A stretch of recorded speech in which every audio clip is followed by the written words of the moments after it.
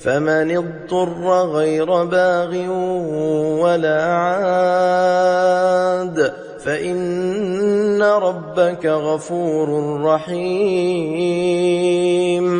وعلى الذين هادوا حرمنا كل ذي ظفر ومن البقر والغنم حرمنا عليهم شحومهما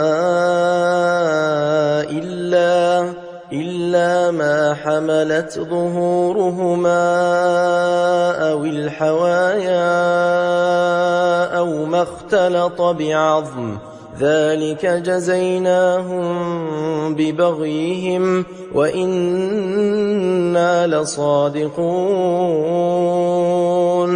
فإن كذبوك فقل ربكم ذو رحمة واسعة ولا يرد